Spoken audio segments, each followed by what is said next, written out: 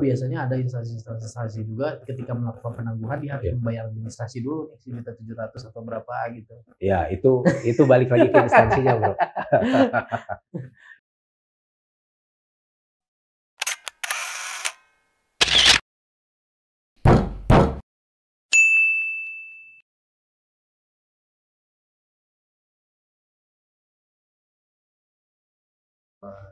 Ini siapa ya, mirip-mirip Coki Sitohang. Bro Andre, sehat Bro Andre? Sehat bro. Gimana nih? Saya dari mana posisinya? Kebetulan tadi kami ada ketemu juga sama calon prinsipal lah seperti biasa. Ngolah lah bro. Makin elegan aja ini. Amin. Jas gitu kan. Iya. Kumis manis. Iya. Tapi Bro Andre ini asli Medan ya tapi ya? Saya itu sebenarnya asli kalau dibilang lahirnya dari mana, dari Bandung. Dari Bandung ya lahirnya. Cuman saya tuh percampuran dari dua budaya yang berbeda. Tapi bahasa Sunda bisa, Medan bisa berarti. Kalau bahasa Sunda tentunya lancar, tapi kalau bahasa Batak sih saya masih kalau ngerti tapi untuk mengucapkannya masih takut salah ya. Tapi jiwanya jiwa Sunda, jiwanya jiwa Medan ini. Bercampur bro. Bercampur. Tapi keberaniannya? Keberaniannya harus Medan. Bro. Medan. Tapi dulu zamannya Andre ini dulu sekolah di mana posisinya? Saya sekolah di Bandung. Di Bandung ya. Berarti kan lahirnya di Bandung ya, di Bandung. Lahir di Bandung. SMA-nya? SMA-nya di SMA Negeri 17 Bandung. SMA 17 Bandung. Iya. Yang banyak cakep-cakep itu ya. Katanya gitu. Tapi faktanya sih gitu juga. Gitu sih. Nah, SMA berarti kan udah nggak pikiran macam-macam. SMA mau ya masih main aja kali ya. Iya sih, saya pikir tuh. Jadi gini, saya tuh dulu sekolah dari TK sampai dengan SMP itu di BPK Penabur. Itu kan ketat banget gitu. Masuklah di SMA negeri. Pas masuk SMA negeri, saya rasa kok kayak rada santai gitu bro. Jadi saya juga masih terbawa juga sama pergaulan saat itu. Seneng sih, having fun sih. Yang saya ambil mah maknanya di SMA 17 ya. Justru lebih senang SMA dibanding SMP ya? Jauh ya, lebih bebas, lebih longgar ya, gitu happy kan. Lah, happy. Naik manjat-manjat pagar nggak? Iya, mabal ya istilahnya. Kalau bahasa Jermannya ya. Mabal bolos. Tapi kok bisa gitu kepikiran masuk hukum? Jadi kalau saya boleh cerita dikit. Dulu itu waktu dari saya kecil, ya memang saya kan bapak juga basicnya hukum. Jadi percakapan di tengah keluarga itu ya seringkali kajiannya dari sudut pandang hukum. Saya sama-sama nonton berita nih waktu kecil ngeliatin gitu. Ngeliat bapak berkomentar kan, oh pakai sudut pandang hukum. Lalu ketika saya SMA dan mulai kuliah juga, bapak sering melakukan pendampingan, saya yang dampingin juga. Saya yang bawa kendaraan gitu kan, dampingin bapak. Terus saya lihat juga, oh kayak gini jadi seorang penegak hukum ya, advokat. Udah muncul juga sih ketertarikan dari situ sih, dari semenjak kecil sih. Berarti yang memotivasi bapak ya waktu itu ya? Iya, bapak. Memotivasi bapak ya. Bapak. Tapi kan kalau dibilang itu orang Medan itu kan cenderung mudah bersosialisasi dengan orang lain. Iya. Karena sudah menjadi kulturnya ya, budayanya, posisinya. Nah, itu menjadi pegangan juga nggak buat Bro Andre nih? Kalau dari segi kultur ya, kebetulan kami itu orang Batak. Di orang Batak itu banyak orang yang bilang kenapa sih orang Batak tuh banyak jadi pengacara atau dalam bidang hukum lainnya gitu. Mungkin salah satunya adalah karena budaya di kami itu ada yang namanya mandok hata bro. Mandok hata itu biasanya dilakukan salah satunya di tanggal 31 menuju tanggal 1 Januari, 31 Desember menuju 1 Januari, akhir tahun tuh. Biasanya di situ diberi kesempatan kumpul orang tua, anak, adik, kakak semua kumpul. Di situ kita saling koreksi, saling sampaikan pendapat, dan misalkan saya mohon maaf atas kesalahan saya gini-gini. Disitulah kita dibiasakan sejak kecil untuk berbicara. Modalnya satu profesi di bidang hukum, diantaranya bicara tadi kan. Ya karena bicara tadi udah dibiasakan, udah dibudayakan dari kecil, yang tadi salah satunya mandok kata tadi. Ya mungkin itu juga yang akhirnya melahirkan banyak pengacara dan bidang hukum lainnya dari orang Batak, gitu mungkin ya. Tapi kalau misalnya kita berbicara hukum, atau kan Bro Andre ini kan sekolah hukum, iya. Lebih suka pidana atau perdata? Kalau saya kebetulan lebih ke arah perdata ya. Perdata. Kenapa memilih perdata dibanding jurusan pidana? Sebenarnya masing-masing ada ketertarikannya sih. Ada ketertarikan, hanya saat ini lebih ke perdata. Kalau menurut saya sih perdata tuh lebih apa ya? Secara realistis ya. Lebih katanya banyak uangnya, Bro. Katanya. Lebih menghasilkan, realistis aja ya. Nah, memang pidana nggak menghasilkan? Dalam pidana-pidana tertentu menghasilkan. Tapi umumnya katanya sih lebih banyak yang perdata yang menghasilkan. Nah, perkara perdata apa yang pernah ditangani? Pertama kali aja dulu, jangan bicara yang sekarang-sekarang. Oke, jadi kalau pertama kali sih saya tuh magang di satu kantor hukum yang pegang asosiasi. Asosiasi namanya Asosiasi Debitur Bank dan Asuransi. Nah, di Asosiasi Debitur Bank dan Asuransi ini kita spesialis pegang debitur. Debitur yang dalam keadaan dia berhutang, tidak mampu membayar, macet ya. Iya, kredit macet misalkan, atau bahkan sampai yang objeknya sudah dilelang, objek jaminan. Yang banyak yang kami tangani sih dari awal saya magang, yaitu seputaran itu, perdata itu. Bidang debitur ya, advokasi debitur. Berarti terkait masalah asuransi, leasing gitu ya? Iya, ada juga asuransi. Nah, tapi ini menarik nih yang saya mau bahas nih. Terkait masalah asuransi atau misalkan kita bicarakan aja perusahaan leasing aja ya. Sekarang kan banyak perusahaan leasing. Megang di debitur kan posisinya. Iya. Nah, debitur sekarang ini dari dulu sampai sekarang banyak yang dirugikan atau enggak posisinya. Misalkan terkait dokumentasi.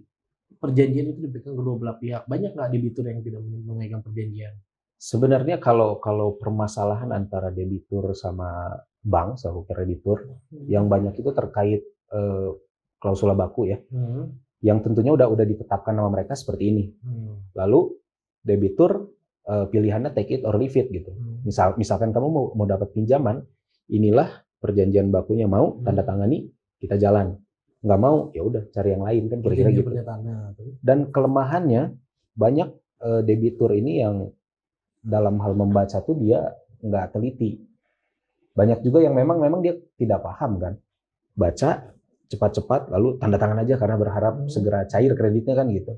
Nah, ternyata dalam klausula baku itu ada seringkali pasal-pasal yang memberatkan kepada debitur.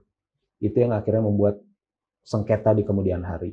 Nah, sebelum itu penting nggak seorang debitur ini memegang perjanjian posisinya? Mengingat perjanjian itu kan di pasal 1320 juga syarat usaha perjanjian adalah dipegang oleh kedua belah pihak. Ya. Benar nggak perjanjian itu? Ya. Jadi kalau misalnya bicara pentingkah perjanjian dipegang oleh pihak, misalkan debitur. Tentunya penting, karena perjanjian itu pada dasarnya kan berbicara mengenai hak dan kewajiban kedua belah pihak, yang dalam asasnya sih harusnya setara ya, antara hak dan kewajiban kedua belah pihak. Bagaimana kita mau menjaga hak kita, tapi kita tidak pegang perjanjiannya? Logika sederhananya kan itu kan. Tentunya akan menimbulkan kerugian di kedepan hari apabila ada permasalahan, kita nggak bisa tahu betul apa yang menjadi kebenaran kita, karena kita perjanjiannya kita nggak pegang. Seharusnya pegang.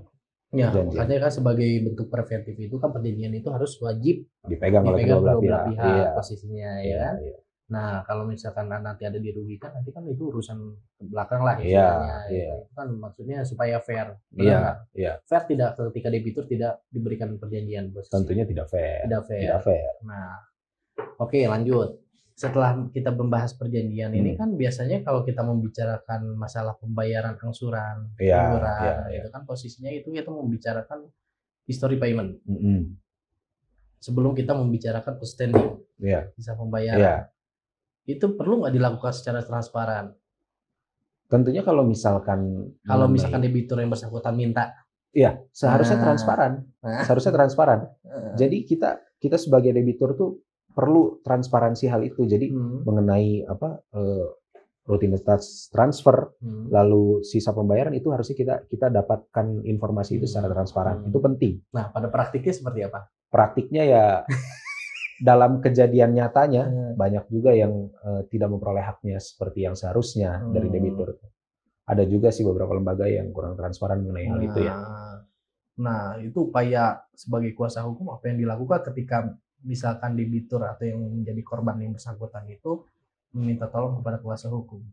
Kalau misalkan tergantung nih, misalkan posisinya kita harus lihat kronologisnya dulu seperti apa. Nah, kronologisnya gini aja kasarnya.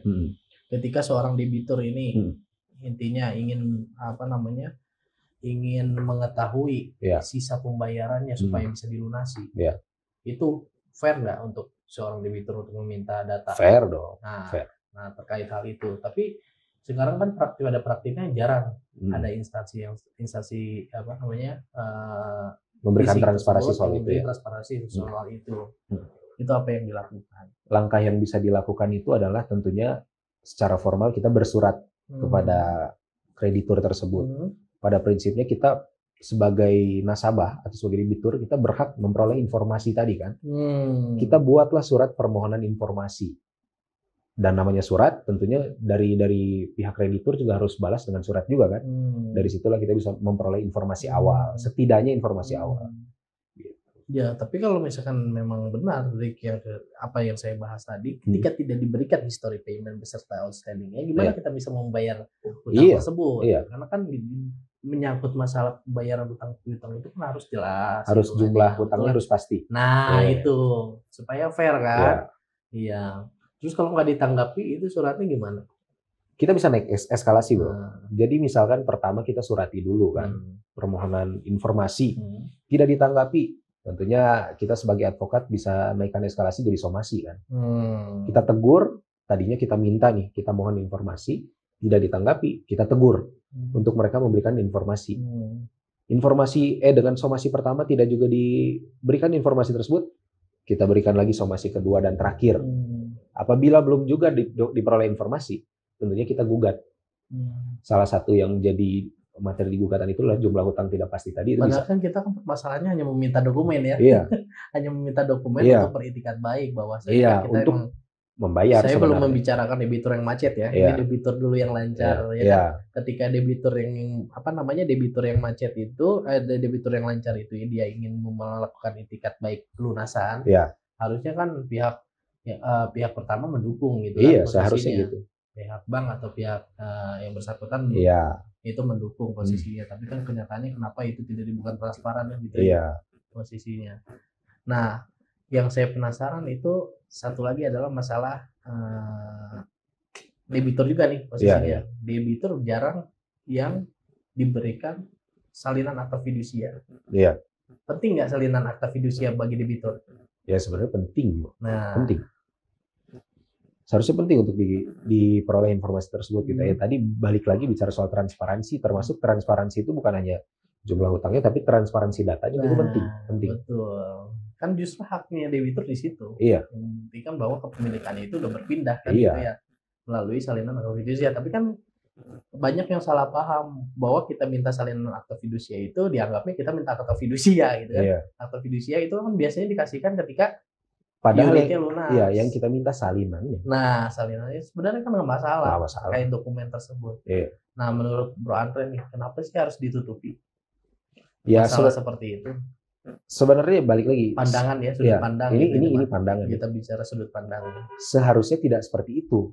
Kalau dari sudut pandang kita sebagai penegak hukum, tentunya transparansi data itu penting. Kalaupun ada data yang ditutupi, kita berhak dong bertanya ada apa ini kan? Itu yang tadi kita perlu bersurat tadi meminta. Kalau misalkan kita minta secara lisan tidak ditanggapi ya kita akan bersurat, minta dengan surat. Nah kalau surat itu perlu nggak adanya tembusan kalau misalkan tidak dipublis terus? Maksudnya? Kita kan kalau bicara somasi, kan kita bisa bicara juga terkait masalah tembusan. Nah, kita tembuskan aja ke OJK. Bisa. Ya karena kan sekarang kan udah ada aturannya di POJK ya. Terkadang gini, surat itu kalau tidak ada tembusan, kadang-kadang kurang daya tekannya. Nah, itu tapi kalau kita buat tembusan kepada lembaga-lembaga yang berwenang untuk mengawasi, tentunya kan namanya diawasi ya, akan kita punya lebih daya tekan. Sebenarnya kita sebagai orang hukum itu hanya mengingatkan saja ya, bahwa semua ini itu adalah ada aturannya, ada prosedurnya supaya kedua belah pihak tidak dirugikan. Ya kan harusnya kan perusahaan kayak leasing, ya kan misalkan bank penghukumnya gitu kan posisinya dia kan harus berpikiran bahwa saya itu harus menarik konsumen banyak. Iya kan? Karena ketika misalkan hitungannya itu nggak fair ya dia kehilangan konsumen tersebut, nasabah tersebut gitu kan pada mundur nggak mau lagi di situ posisinya kan gitu. Atau dia hanya bertujuan untuk mendapatkan itu tadi nasabah cuma 1 kali 2 kali udah selesai. Keuntungan sesaat. Betul kan? Gitu. Nah, ini menarik ini sebenarnya untuk dibahas. Apalagi banyak juga yang menangani debitur macet kan? Iya, banyak. Debitur macet seperti apa itu kondisinya? Kondisinya kalau diibaratkan debitur macet yang datang ke kami itu mirip-mirip orang dengan kanker stadium 4 lah, Bro. Jadi sudah posisi sudah terjepit. Ini memang yang kami alami. Karakter klien-klien itu banyak yang datang itu ketika sudah terdesak. Artinya objek sudah mau dilelang gitu. Itu baru datang. Kalau tadi masih di tahap awal misalkan dia tidak memperoleh informasi dengan transparan, biasanya belum datang ke advokat. Tapi kan proses lelang juga panjang kan? Panjang. Iya. KPKNL segala macam. Iya, pengajuan dulu lalu tunggu ada pembeli kan. Belum tentu lelang pertama sudah laku. Bisa jadi di lelang kedua. Banyak yang datang ke kami itu sudah lelangnya itu bahkan sudah terdaftar. Yang lebih parahnya lagi banyak juga yang sudah laku terjual lelangnya, udah ada pembeli. Banyak kondisinya seperti itu.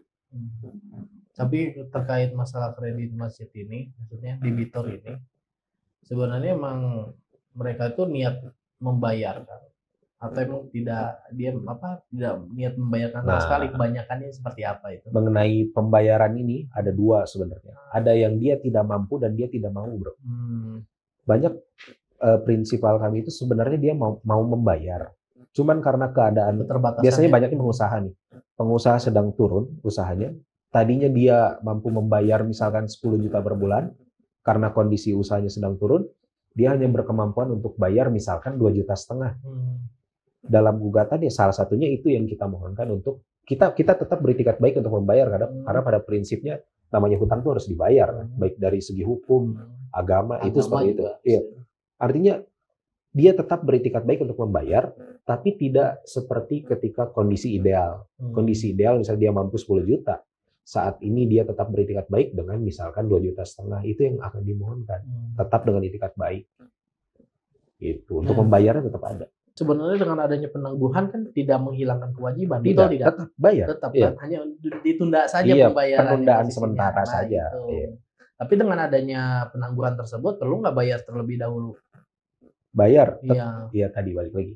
Namanya hutang tetap harus dibayar. Jadi pembayaran itu harus tetap ada meskipun kondisinya tidak ideal. Itu biasanya ada instansi juga ketika melakukan penangguhan dia harus membayar administrasi dulu nih 1.700.000 atau berapa gitu. Ya itu balik lagi ke instansinya, Bro. Ya kalau kan kalau penangguhan aja ya, ditangguhkan aja dulu. Kalau kita bicara idealnya namanya penangguhan ya seharusnya penangguhan saja. Kalau ada biaya administrasi itu ya kita balik lagi instansinya masing-masing ya. Nggak tahu ya. Ya kan kalau misalkan di kondisi COVID-19 ini kan kalau kita bicara masalah debitur atau pihak bank, pihak leasing maupun asuransi itu kan kita harus sebagai kuasa hukum itu harus memandang 2 pihak ya sebenarnya. Sebenarnya kan kalau kita berbicara perusahaan pun sekarang kondisinya lagi produktivitasnya lagi menurun.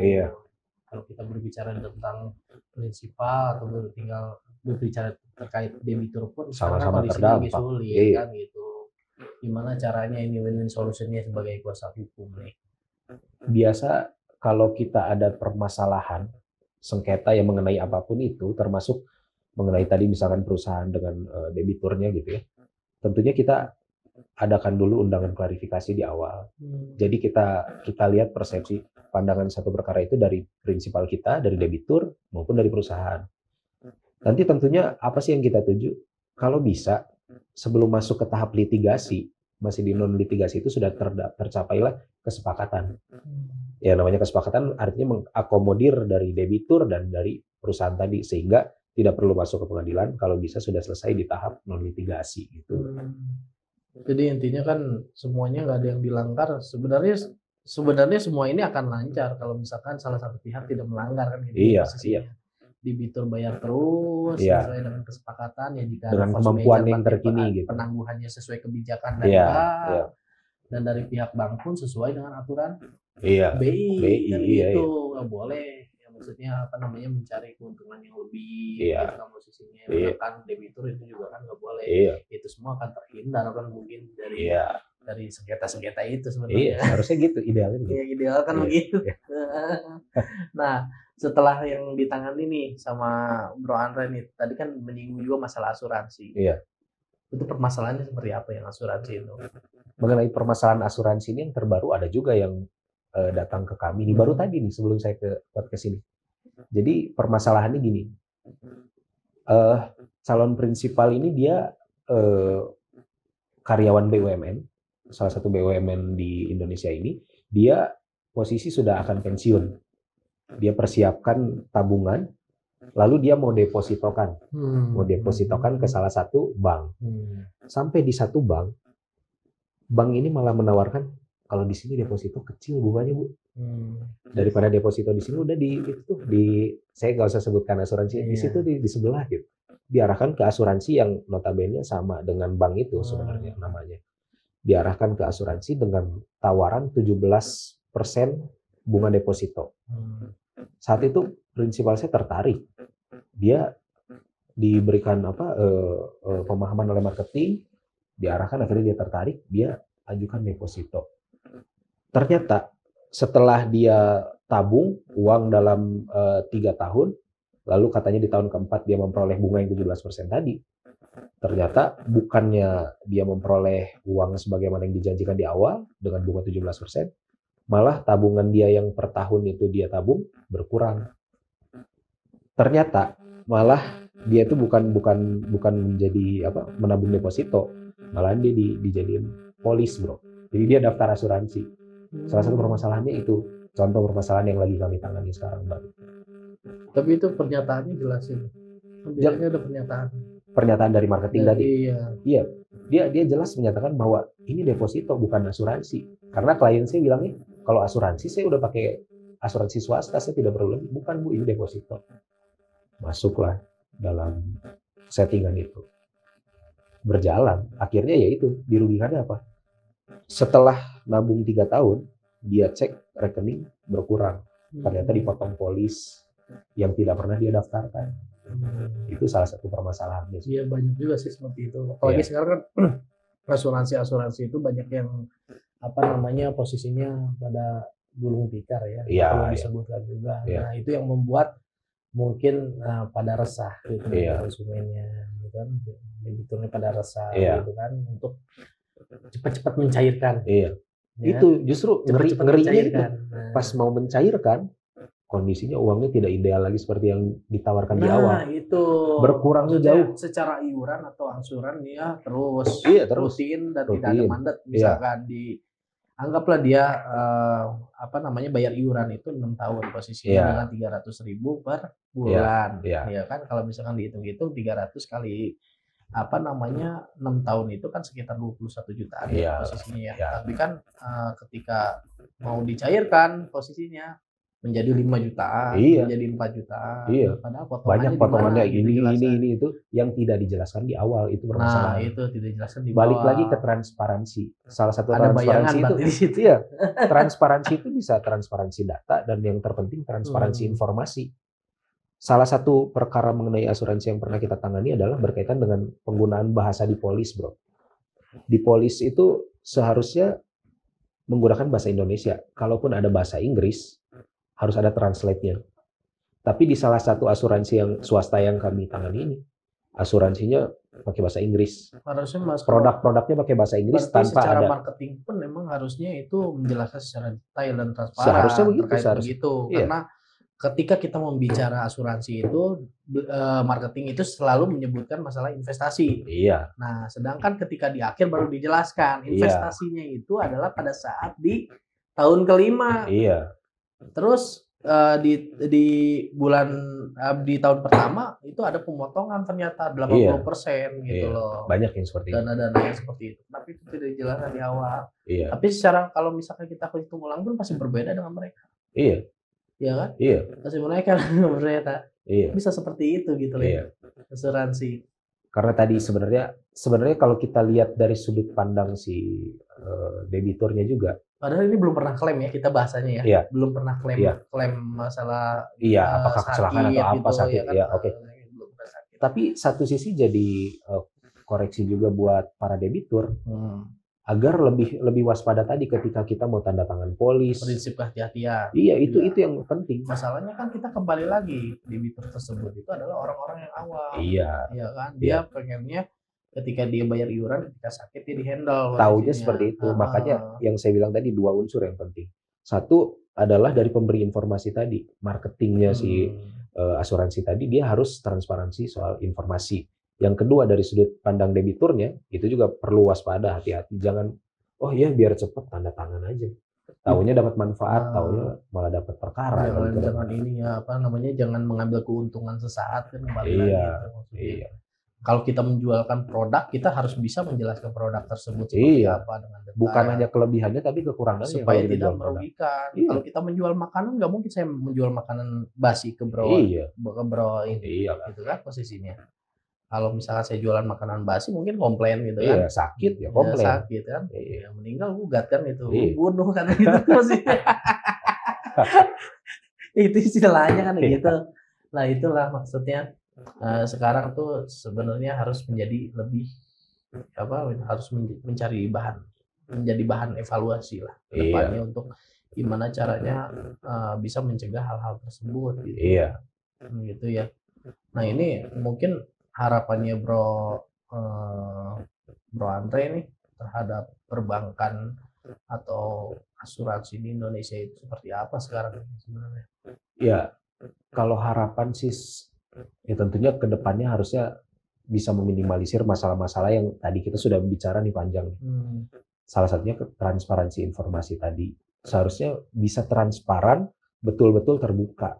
Dan bukan hanya transparan saja, tapi dibantulah tadi orang-orang awam yang tadi debitur itu yang tidak mengerti untuk dipahami. Jadi bukan hanya transparan, tapi sampai dia mengerti mengenai produk. Kalau saya pikir kalau misalkan sudah dipahami oleh debitur, dengan modal transparansi informasi tadi, itu bisa meminimalisir perkara-perkara yang ada berkaitan dengan perbankan atau asuransi. Dan tentunya ke depannya, kalau memang perkara-perkara sudah diminimalisir, ya artinya perbankan dan asuransi sudah lebih baik. Ya kan? Gitu kira-kira. Nah, makanya kan dari awal kan kita kan membicarakan kebanyakan adalah debitur-debitur yang sehat gitu ya. Iya. Sehat dalam pembayaran, lancar, tidak macet, yang tidak ada hubungannya dengan collection sebenarnya. Tapi kenapa ketika banyak realitanya ya, terutama banyak yang konsultasi ke saya gitu, ketika saya minta dokumen gitu untuk memastikan sisa pembayaran, itu yang tidak diperoleh gitu loh. Kenapa tidak diperoleh gitu loh secara baik? Harusnya kan kalau kita ibaratnya berperilaku baik terhadap orang lain ya yang bersangkutan pun harusnya baik kan, seharusnya lancar gitu kan. Nah itulah yang menjadi bahan evaluasi dan pandangan-pandangan hukum gitu kan terkait persoalan ini supaya meminimalisir tentunya perkara-perkara yang ke depannya perbankan dan asuransi jadi lebih baik gitu kan. Perbankan dan asuransi dan yang sehat gitu. Oke, terima kasih Bro. Iya, Bro.